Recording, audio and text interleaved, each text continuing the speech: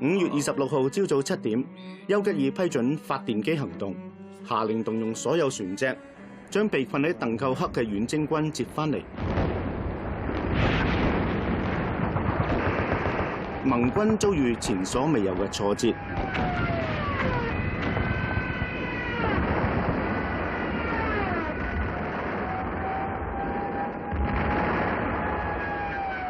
2個鐘頭之後嘅戰時內閣開會，氣氛沉重。丘吉爾宣布壞消息。Dear Sir, I have received a letter from my personal representative in Paris. The news is bad. The Germans have reached the Channel. 最壞嘅消息係德軍已經攻至英倫海峽沿岸，法軍正面臨崩潰，必須立即撤回英軍。戰時內閣要討論係咪同德國議和。丘吉爾想戰鬥到底。佢話希特勒唔守信用，妥協並唔可行。如果任由佢進佔歐洲大陸，英國嘅情況只會更差。但係張伯倫同埋哈利法克斯就認為大英帝國仲未絕望，英國人無需捲入戰爭，佢哋想同德國議和。Mr. Prime Minister, we have to face the fact that now it's not so much a question of imposing a complete defeat upon Germany, but of safeguarding the independence of our own empire. 以下嘅對話係由盧卡奇等歷史學家從與會者嘅筆記重新整理而嚟嘅。In this connection, I had an interview with the Italian ambassador last night. He said that Signor Mussolini's principal wish was to secure peace in Europe. I replied, peace and security in Europe. 哈利法克斯向內閣解釋，仲未加入戰團嘅墨索里尼願意游說希特勒同英國訂立和約。但係當然要有所補償。Signor Bastianini asked for a further interview this morning, and he might have fresh proposals to put forward. Peace and security would never. 丘吉爾唔想聽，佢認為若果同德國議和，等於承認納粹霸權。I'm opposed to any negotiations that would lead to a derogation of our rights and powers.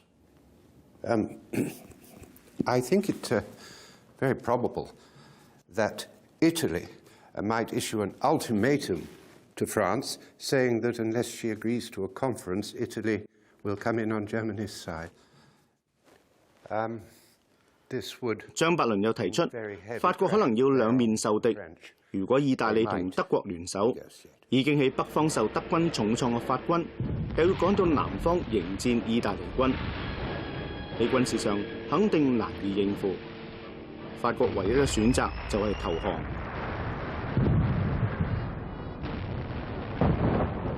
若果英國唔選擇和談，就要獨力支撐，而德軍實在係太強。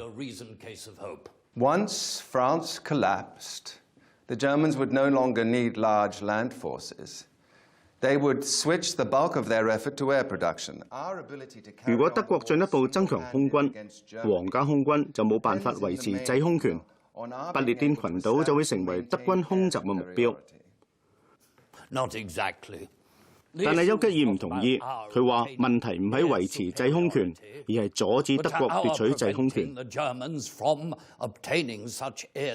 哈利法克斯堅持要考慮所有選項，其中一個就係同德國訂立和約。佢正式要求戰時內閣批准，由佢同意大利大使再次商談。I do not think we should expect anything from these proposals. I do believe the last thing Signor Mussolini wants is to see Herr Hitler dominating Europe. He will be anxious if he can to persuade Herr Hitler to adopt a more reasonable attitude. I doubt whether anything will come from an approach to Italy. But that is a matter for the War Cabinet to consider. I personally would be thankful to get out of our present difficulties under such terms, provided we retain the essentials and the elements of our vital strength, even at the cost of some territories. But first, I must lunch with Renault. Well, the War Cabinet will convene again at 2 p.m. Thank you, gentlemen. Prime Minister. 法國總理雷諾亦都想繼續作戰，可惜大勢已去。法軍已經戰敗，政府面臨瓦解，軍隊都唔好願意受佢嘅指揮。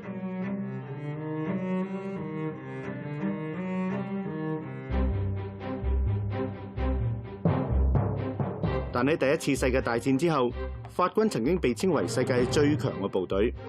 佢哋曾經擊敗德軍，係訓練有素嘅軍人。馬其諾防線更加有現代化嘅防禦工事，但係德軍喺3個星期之內就擊敗呢支大軍。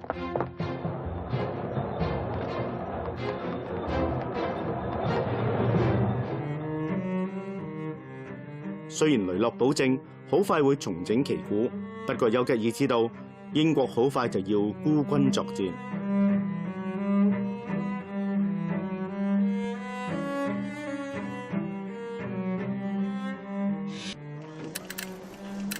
1940年5月26號，英國戰時內閣喺黃昏再開會嘅時候，面對德軍步步進逼，局勢幾乎已經無法挽回。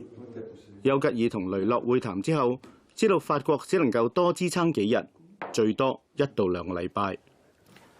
I hope that France will hang on.